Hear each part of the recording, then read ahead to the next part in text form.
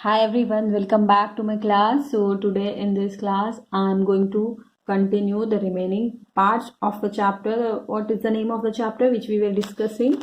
So it is cell structure and function. So in the last class, we discussed about shape of cells. So today our topic is size of cells. So let's continue with the next topic, which is size of cells.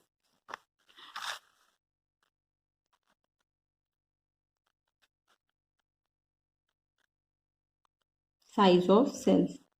What is the name of the lesson? Cell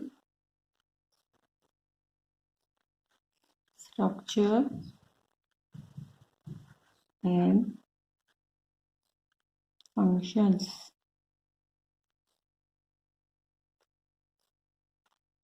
So we all know that cell will be very small. That is why we see through it a microscope, isn't it? But we also talk about the egg of the hen, which is a cell can be seen through without microscope, through our eyes. We can see it through our naked eyes with the egg, which is a single cell. जो सबसे बड़ा जो cell है वो होता है ostrich का egg. Ostrich egg is very big in size. We know that hen's egg is smaller in size. Ostrich egg is the largest egg and it is unicellular. So egg has only one cell. So I hope you understood it, but to understand it we have to do an activity that you have to take an egg of a hen and then you have to boil it. I think you all knew it that whenever the egg break out, what will come out from the egg? So it's jelly like substance, means like liquid. When we boil the egg, so whatever is present inside the egg will be solidified. That is not liquid. Why it is so? Because that egg was containing protein in it, and when we boil it, means structure has been changed. Because of that reason it has become solid because of heat. When we remove the peel of the boiled egg, we can see that there is one white part and one yellow part in it. We all know that the white part of the egg is known as albumin and the yellow part is known as yolk. These two parts are actually present in the egg. When we observe it, whenever we boil the egg, we can clearly see it. We can clearly observe that there are two parts in the egg. So students, what are the two parts which are present in the egg?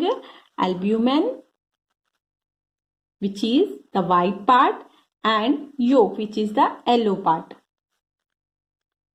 White part and yellow part present in the egg inside. I hope you understood it well.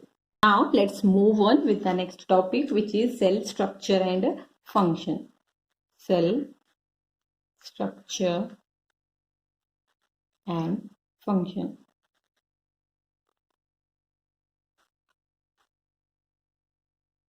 Okay, so if I talk about plant cells, so plant cell has different parts and the different part will do a different functions.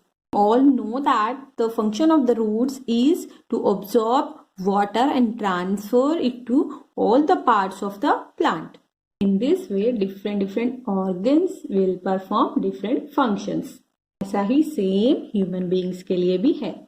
Our excretory system will work for excretion and digestive system will work for digestion. Basically, I wanted to tell you that amoeba has only one cell, so and that one cell is enough for amoeba to perform all the activities. So in the same way, do we need only one cell to perform all the activities?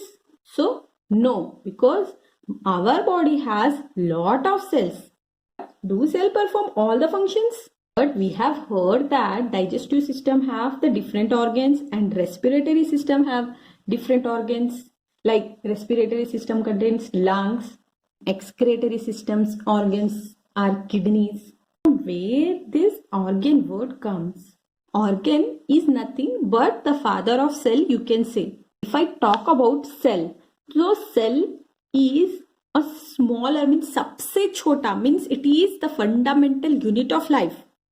So if we see a lot of cell, means a group of cell is known as tissue. So cells together makes tissue. Group of tissues which are meant for some specific function form an organ. All these tissues are made from cells. So cells together makes tissues, and then these tissues together makes an organ.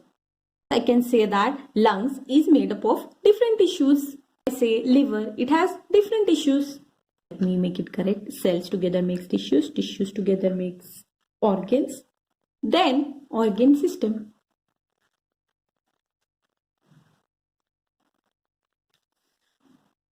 Organs together makes organ system. In our body, there are many organ systems like digestive system, respiratory system, excretory system. All these organ systems together makes an organism.